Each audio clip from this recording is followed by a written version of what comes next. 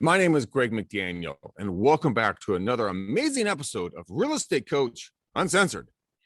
And I'm Bernice Ross, and our article today is click, click, click. Is anyone reading their documents before signing? You know, Greg, digital signatures have made the reams of transaction paperwork so much easier and much less painless. But, you know, the ease of signing digitally, however, has caused a lot of problems. And one of the biggest problems is that people aren't reading their documents.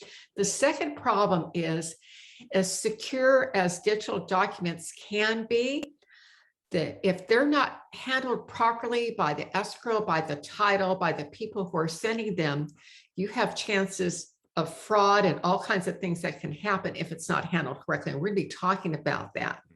Greg, before we had digital signatures, we still had problems with people not wanting to read the documents. How did you handle that as an agent? You've been in the business for 22 years. One of the things, Bernice, that I did all the time is that I would come in and I'd have clients sit down in my office, and we would sit down and talk about it. I get them a cup of coffee or a cup of water, whatever they would like. And then I would say, you know, what would you like me to go over? Because I would like to go through every document here with you so you fully understand exactly what you're signing. And then I would walk through every single document, and I would get verbal confirmation from them every single time. Do you fully understand what you're signing? Yes, we do. Please initial. Do you fully understand what you're signing? Please initial. And I would do that for the entire contract and all the disclosures and everything else. And my clients actually would look back at me and say, Craig, thank you so much for walking me through this. I mean, nobody's ever explained this to me. And I'm like, I'm sorry to hear that, but at least you understand what you're signing. Is that correct? Yes, we understand what we're signing. And so that's what I did in the past. So Greg, I have a question for you. What percentage of your clients today are actually reading their documents, because you're not sitting with them and saying, here, let's go over every single step? Best guesstimate. It's actually very low, unfortunately. And I offer it to every single client that I work with. And I say, can I please explain this to you? And they're like, no, we don't really care. And I'm like, sure. But I mean, are you sure you don't want to understand what you're signing? And some folks will just say, no, we just want to buy the house. And I'm like, well, let's at least understand the basics. And so I'll go over the basics with them. And I said, let's go deeper if you want to go deeper on some of these different conversations so you can fully understand. Because this is a legal document. And some folks say yes, some folks say no. It's very strange. So Greg, here's the thing about what you're doing that's very smart. You are, you've offered to explain them. And just as from a risk management point of view, that I'd be looking at it from a brokerage point of view. Mm-hmm. You know, if you do this on every transaction, if you were ever called to testify in court, I offer to go over all the parts of the contract with the clients, and they refuse. And I would make a note in my client file about that I offered to do that, because then that way, if you're ever in a lawsuit, then you're protected. Now, there's some other problems that take place, because sometimes, you know, especially with digital documents, someone else can sign for you. And we're going to talk about that in a moment. But are you seeing that in your practice at all? No comment. I'm going to elaborate on this. But so let's talk about how these things are signed. First of all, and we're going to get a little technical here. So one of the things that they use for documentation is what they call multi-factor authentication. And this is the way that digital signatures are validated. And you're all familiar with this because you use these tools all the time. So generally, they want 2 or more pieces of authentication. So it might be your cell phone with a passcode they send to your cell phone, and that you have that cell phone in your possession. They can also tell if that phone is at the location where you're living with the GPS. So that's another way that it can be authenticated. Essentially, there are 3 major categories. The first one is knowledge. So this is something that, you know, it's like a password, your PIN code, or where you were born.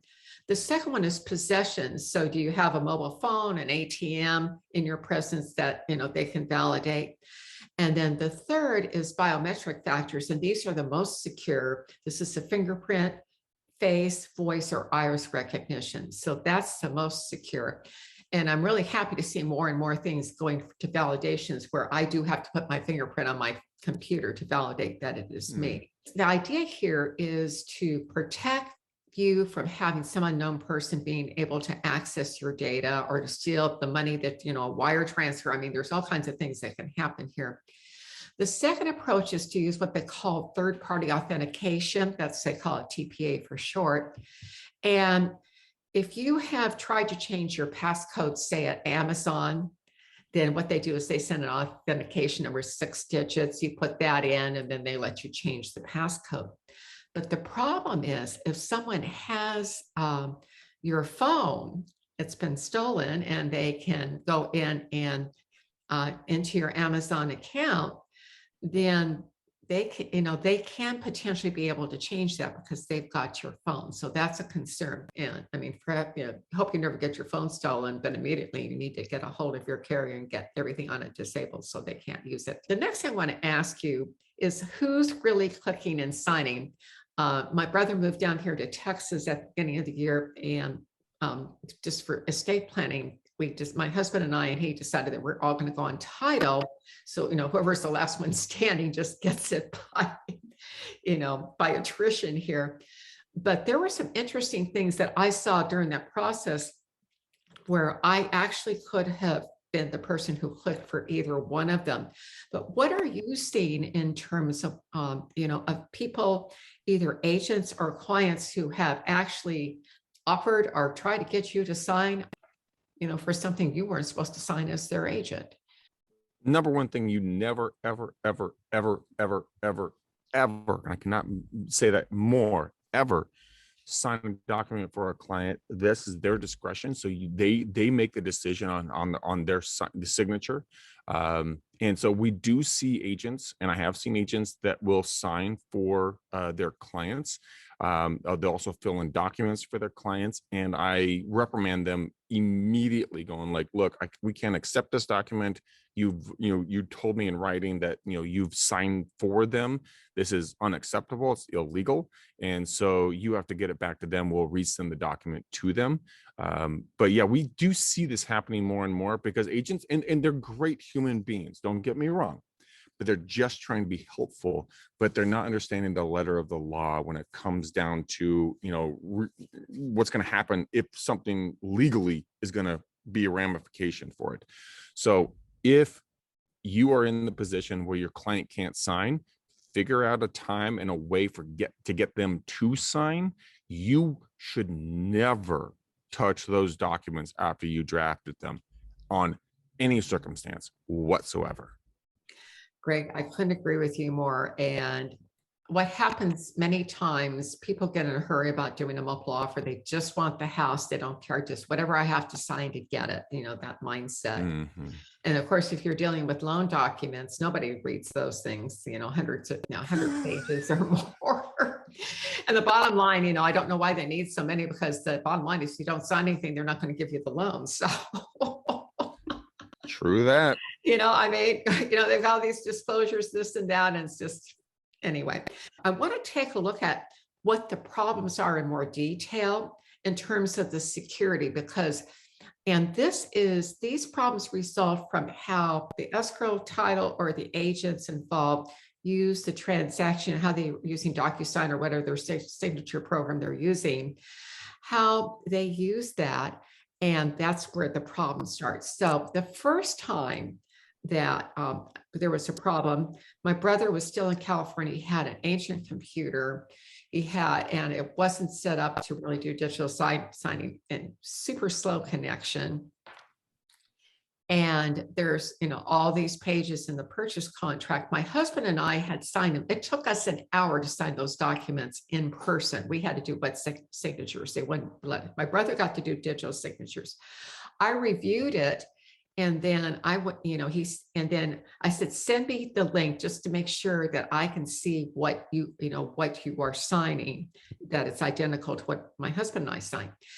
When he sent me the link, there are these very crystal clear instructions.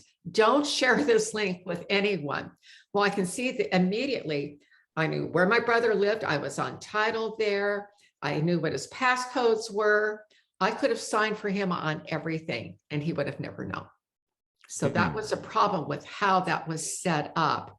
And, he just went ahead and sent it to me for, and it was okay that it happened that way because I didn't sign for him, but the problem is still there.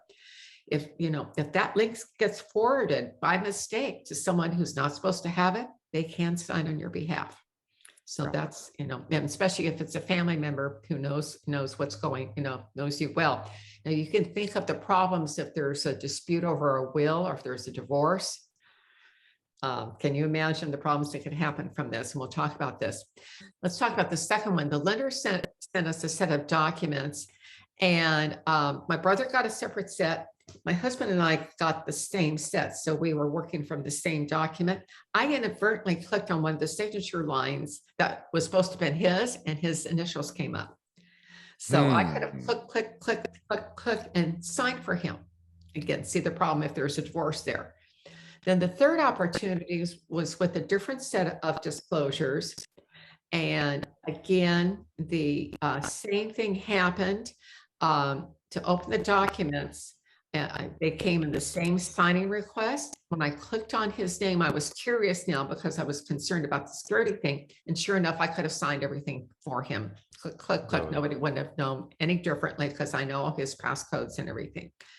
So let's talk about how to handle this in terms of best practices. So Greg, I want to turn this back over to you because one of the best ways to manage this risk is to do what you talked about earlier in the show, which is providing a complete document package to your clients and doing this ahead of time. So if you were supplying, given what your business in California right now, if you were supplying a document package to the seller, what would you send them? Or to the buyer, what would you send them? The first thing I would do, Brittany, is I would ask them what they would like to understand in regards to the transaction, and say, look, these are the documents you're going to be signing as you move through this. Would you like to review them prior to, or would you like to review them as we go through the transaction? What would you, where's your comfort level? Because a lot of people, like, I'm a high D, high I, and so on the DISC scale. So for me, I do not want to review these documents. I want you to tell me about them in bullet points as I go through it. This is what's going to happen. These are the implications. This is the outcome. End of story. Perfect. Maybe the S and the C's, might want to review them and read these documents until they fall asleep at night. But that's fine. But that's why I ask people what they want so that they can have the transaction that they desire, not the transactions that I desire.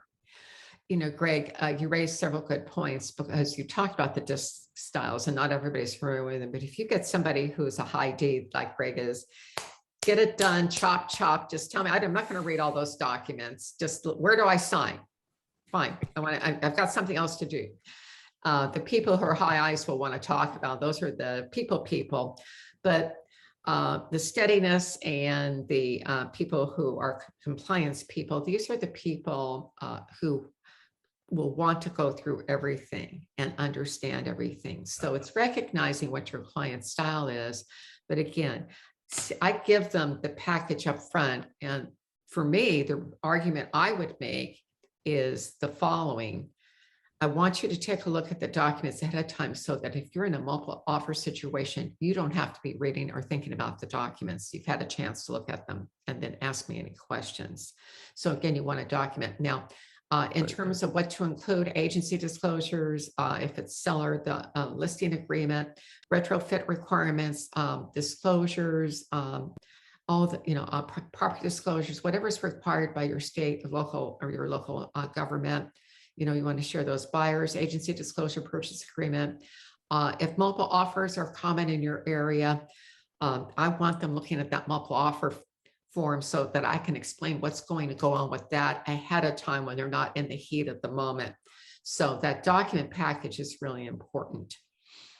Now, one of the quick ways, number 2 here, to protect yourself in this situation that I had with my brother's condo, that to prevent a problem, that The escrow and the lender should have sent my husband and me a separate set of documents where we each sign separately, because then that way I can't sign with, on the same document he's signing. If you have clients that are going through a divorce or there's any kind of dispute, tell the escrow and the lender to send the documents separately. If there's problems there, send those separately. Yeah, Bernice, when it comes to divorces and whenever it comes to any kind of signing, it has to be sent independently, because everybody has their own way of signing. Some people could be on their phone, their computer, their tablet, whatever it's going to be. But if there's going to be a dispute in regards to unfortunately, a divorce, that has to be sent on independent terms. So Greg, what you said is so true. Yeah, when it really comes down to signing documents, never sign anything you've never reviewed and don't understand. The biggest thing is that a lot of clients, look, we do this on a daily, weekly, monthly, yearly basis. The clients that we work with do not understand these documents. You have to be the conduit of information so that they understand what they're signing. Always explain every part that they do not understand and ask them on every aspect. Do you understand this? Are you confirm that you understand this? Yes. Okay, great. Moving forward. Then just go through the contract and get them that property they want to buy or sell. So Greg, what you're saying is so true. Number 3 is never, ever sign anything for your clients. Why, Greg? Never. It seems so obvious. Never. Yeah, never, ever sign something for your clients. Always explain everything to them.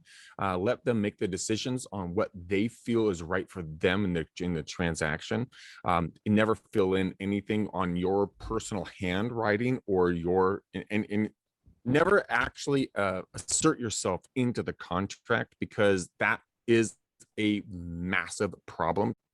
Greg, one of the things that's really important is that if someone is entering a contract with you, ask them if there is someone else who has a financial power of attorney to sign on their behalf, if there's any chance that they might be ill, that they might be traveling, and stuff happens. It's just good to have that. So I was in California when we were closing on a transaction, and the loan documents had to be wet signed, and my husband signed my name by his name, attorney in fact, 100 times. He was not happy about that. But if you need a power of attorney, of course, you want to contact your attorney to get one, or you can go through something like LegalZoom. But never, as the agent, do you ever sign. You're never the power of attorney either. Oh my gosh, you can lose your license over that. You can just don't do it. Get their friend, get a family member, a work colleague, whoever it is, but it cannot be you. So to wrap up for today, what's your final takeaway, Greg? I would say my final takeaway, Bernice, and I appreciate you asking me, it would be, guys, listen to what we've just talked about. Never sign these documents. Let your clients make the decision and let them make their choices in life. Bernice, what's your takeaway? Well, here's the bottom line for me. Give your clients the document package when you first start working with them, because technically in most states, you're supposed to have them sign the agency disclosure when you first start working with them. And that's the time to just give it to them. Secondly, encourage them to read all the documents and sit there with them and explain them. If it takes time, it is worth it, because if there's a problem in the future and you've done that, you've done your work.